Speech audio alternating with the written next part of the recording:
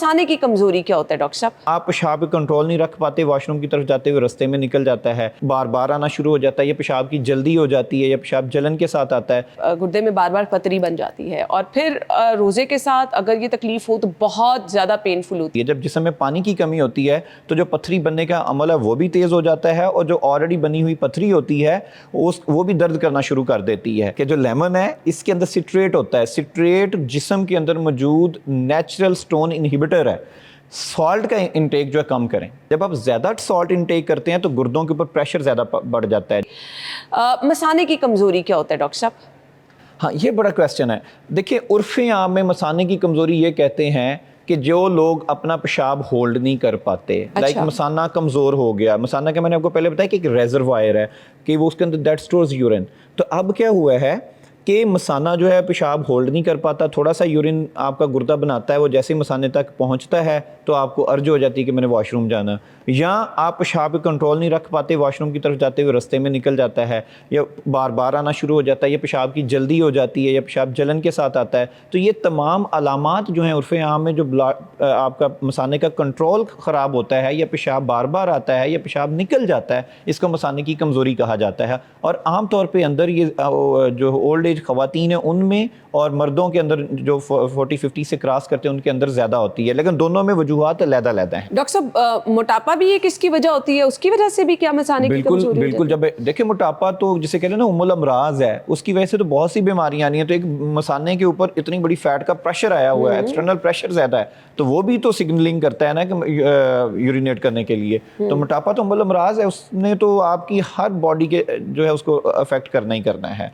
बल्कि मैं अभी WHO का एक पढ़ रहा था, उसमें उन्होंने यहाँ तक मतलब उसके अंदर एक रिसेंटली रिसर्च है मेरी नज़र से गुजरी, उसमें तो उन्होंने ये तक कहा है कि ये सिर्फ एक मेटाबॉलिक सिंड्रोम ही नहीं है, बल्कि ये समाजी, नफ्सियाती और मुआशी मसला भी है। जी बिल्कुल। कि जो मोटापा है कि ये हर तरह से आपकी ज़िंदगी को अफेक्ट कर रहा होता है। कुछ लोगों को डॉक्टर बहुत प्रॉब्लम होता है, गुर्दे में बार बार पथरी बन जाती है, और फिर रोज़े के साथ अगर ये तकलीफ हो तो बहुत ज़्यादा पेनफुल होती है, क्या करना है? बिल्कुल, आपने एक अच्छा पॉइंट रेज़ किया। देखिए, गुर्दे की पथरी जो है हमारे इस एरिया के अंदर तो वैसे भी ज़्यादा बनती हैं। उसकी मैंने पहले भी कई दफ़ा हमने आपके प्रोग्राम्स में किया, क्वेश्चंस भी लिए लोगों के। उसकी बुनियादी वजह एक डिहाइड्रेशन है सबसे जो हमारी सोसाइटी के अंदर, और दूसरा खुराक है। ठीक है, अब देखें, डिहाइड्रेशन खुराक ऐसे प्रिवेंटेबल फैक्टर्स हैं जिनको हम रोक सकते हैं। और रमज़ान के अंदर क्या होता है, चूँकि आप लंबे टाइम के लिए फास्ट करते हैं, जब फास्ट करते हैं तो आपके जिस्म में पानी की कमी होती है। जब जिस्म में पानी की कमी होती है तो जो पथरी बनने का अमल है वो भी तेज़ हो जाता है, और जो ऑलरेडी बनी हुई पथरी होती है वो भी दर्द करना शुरू कर देती है। तो उसके लिए बेहतर ये होता है कि अपनी हाइड्रेशन स्टेटस मेंटेन रखें, नमकियात प्रॉपर मिकदार में लें। स्पेशली मैं एक बात कहूँगा कि शिकंजवीन का इस्तेमाल अफ्तारी में ज़रूर करें। आजकल बड़े पेशेंट्स आ रहे हैं मेरे पास, क्लिनिक में भी 2-3 पेशेंट्स आए हैं जिन्होंने ये कंप्लेंट की है कि हमारी बड़े लिथार्जिक हैं, जिससे में दर्द हो रही है, कमज़ोरी महसूस हो रही है, नकाहत हो रही है, हालांकि जो रोज़ा है इसका ड्यूरेशन तो कम है।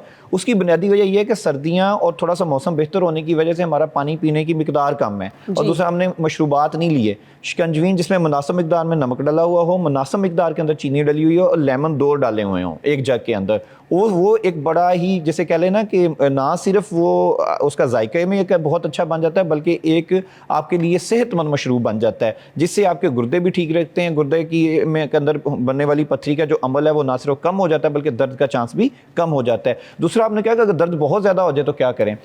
ये इसमें बाकी तो उलमा हजरात बेहतर बता सकते हैं, लेकिन जो IM इंजेक्शन होता है, जहाँ तक मेरा नाकिस इल्म है इस बारे में, IM मतलब जो गोश्त में टीका लगता है, उससे शायद रोज़ा जो है वो अपना नहीं टूटता। तो लिहाजा अगर बहुत ज़्यादा दर्द बढ़ जाए तो गोश्त में टीका लगाने में हर्ज नहीं है। डॉक्टर साहब, ये एक टोटका भी है कि गुर्दे की पथरी जिनको बार बार बनती है वो लेमन का इस्तेमाल ज़्यादा करें तो उनके लिए मुफीद है। ये टोटका नहीं, अब इस पर बाकायदा रिसर्च हो चुकी है कि जो लेमन है इसके अंदर सिट्रेट होता है। सिट्रेट जिस्म के अंदर मौजूद नेचुरल स्टोन इनहिबिटर है। अच्छा। जिसने पथरी के बनने के अमल को रोकना है। मैं बड़ी अहम बात बताऊं कि जो हम बड़ी महंगी महंगी दवाइयां देते हैं ना सिट्रेट की शक्ल में, कोई 100 रुपए की गोली आती है। अच्छा। तो वो उसमें सिट्रेट ही होता है। तो आप लेमन, ऑरेंजेस, आप ये किन्नू, माल्टे, ये सारी चीजें खाएं। मैंने टोटका कहा तो डॉक्टर साहब ने इसको वाजे तौर पे कह दिया कि जी ये बहुत अहम है, यानी जिनको बार बार पथरी बनती है वो लेमन का इस्तेमाल ज्यादा करेंगे तो उनके लिए बहुत ज्यादा मौसर होगा। गुर्दे की पथरी के लिए आप लेमन का इस्तेमाल पानी में डाल के कर सकते हैं, पानी में डाल के कर सकते स्कंजीबी हैं, की कहवा सूरत में में डाल कर सकते हैं, हैं, कहवे में कर और सकते सिर्फ हैं। लेमन ही, जो जितने भी ऑरेंज जूसेस हैं जिसके अंदर आजकल तो आपके पास बेशबहा वो मौजूद है जी, स्पेशली ऑरेंजेस। अगर किसी आपके प्रोग्राम की वसासत से अगर कोई सरगोदे वाला दोस्त सुन रहा है तो वो फौरी तौर पे हमारी इस बात पे अमल करे और सवाब कमाए, तमाम दोस्तों को गिफ्ट भेज हाँ, दे। ये बहुत आसानी हो जाएगी। चलिए जी आगे बढ़ते हैं। और डॉक्टर साहब अगर बहुत एक्सट्रीम होती जा रही है पेन, बार बार रिपीट हो रही है गुर्दे की पथरी, तो क्या करना है? देखिए, अगर रिपीटेड एपिसोड्स आ रही हैं पेन की, इसका मतलब ये है कि स्टोन जो है किसी ना किसी ट्रैक के किसी पार्ट पे फंस रहा है, ठीक है, या फंस गया है।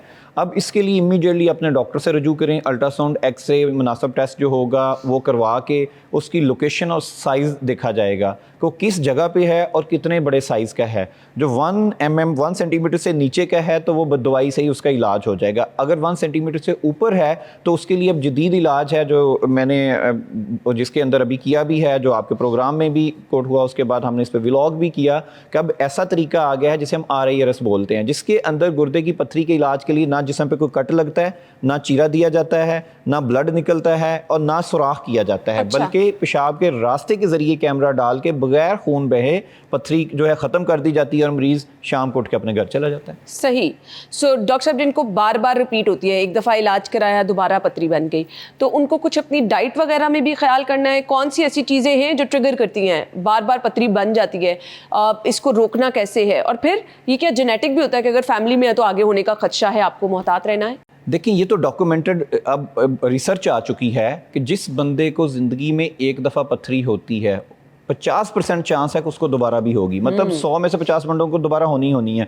तो लिहाजा prevention is the better strategy. तो आपने इसको प्रिवेंट करना है। प्रिवेंशन के लिए डाइट मॉडिफिकेशंस भी करनी है, लाइफस्टाइल मॉडिफिकेशंस भी करनी है, और उस डाइट के अंदर आपने ऐसी चीज़ें जिसमें ऑक्सलेट ज़्यादा, लाइक पालक है, साग है, सब पत्ते वाली सब्जियाँ हैं, हाई प्रोटीन डाइट है, नमक है, प्रोसेस्ड फूड है, ये कम खानी है। और दूसरी बात, जेनेटिकली बिल्कुल अगर ये माँ बाप को है तो बच्चों में भी आएगी, तो ऐसे लोगों को तो बहुत सख्त ज़रूरत है अपनी डाइट मॉडिफिकेशन करने की और सॉल्ट रिस्ट्रिक्शंस करने की। दूसरी अहम बात रोज़ों के अंदर जो बहुत ज़रूरी है, सॉल्ट का इंटेक जो है कम करें। अच्छा। मैं ये नहीं वो पकौड़े से और समोसे से डराऊंगा नहीं आपको। हाँ। बिल्कुल खाना चाहिए, हमारी ट्रेडिशनली एक है, और उसमें जो ऑयल कंटेंट है उसको मेंटेन करके, और वो बड़ा औखा सा कर देते हैं। मेरा ख्याल है कि हमारी ट्रेडिशन है, हम उनको रोक नहीं सकते। हमारी खानों में तो अगर नमक कम ना बिल्कुल बराबर ना हो, कुछ लोग तो ज्यादा खाने के आदी होते हैं और कुछ लोग मैं देखती हूँ ऊपर डाल के खाने के आदी होते हैं, ये नुकसानदेह। बिल्कुल, ओवरऑल जो है नॉर्मल मिकदार के अंदर नमक लेना तो इट्स ओके, ये आपके लिए ज़िंदगी, सेहतमंद ज़िंदगी और दिल के लिए, पट्ठों के लिए ज़रूरी है। लेकिन बहुत ज़्यादा नमक खाना, लाइक पकौड़ों समोसों के अंदर बहुत ज़्यादा नमक ना डालें। आप पकौड़े ज़रूर खाएं, आप समोसे भी खाएं, लेकिन नमक मिर्चें कम रखें। जब आप ज़्यादा सॉल्ट इनटेक करते हैं तो गुर्दों के ऊपर प्रेशर ज़्यादा बढ़ जाता है। जब वो प्रेशर ज़्यादा पड़ता है तो नुकसान गुर्दों का होना शुरू हो जाता है, और इसी तरह से वो फिर बाकी एक लंबा सीक्वेंस शुरू हो जाता है जो किडनी डिजीज़ का। दूसरी अहम चीज़ जो है प्रोसेस्ड फूड है। जैसे आजकल बड़ी, आप भी माशाल्लाह घर चलाती हैं, खातून हैं, हम भी देखते हैं, करते हैं। तो एक अहम चीज़ जो है आजकल एक ट्रेंड आ गया। पहले क्या होता था, आपको याद है कि अफ्तारी करनी है जिस जोहर से काम शुरू हो जाता था, ताज़ा चीज़ें बन रही हैं, ताज़ा रोल क्या समोसा की पट्टी बन रही है, उसके चीज़ें डाली। अब क्या जी, फ्रिज में जमा लेते हैं पूरे साल का, वो डाल के लेते थे, यहाँ जी दुकान से ले आए। बल्कि आपने देखा होगा ऑनलाइन अवेलेबल हैं जी, पट्टी बनानी ना पड़े, समोसा पट्टी अवेलेबल है। तो भाई ये प्रोसेस जितनी भी फूड है ना, ये भी गुर्दों के लिए नुकसानदेह है। आप जो खाना चाहते हैं, जो आपका दिल करता है, उसके अंदर ऑयल, नमक, मिर्चें मुनासिब मिकदार के अंदर डाल के ताज़ा खाएं। ताज़ा चीज़ कभी नुकसान नहीं देती आप। यानी आप पड़ा हुआ खाना भी कह रहे हैं कि नहीं रखना चाहिए, 3-4 दिनों का। और ये जो जमे हुए समोसे, पकौड़े, रोल, ये सारी टिक्कियाँ जो आप फ्रीज कर लेते हैं, एक्चुअली प्रोसेस फूड नहीं लेनी है आपने।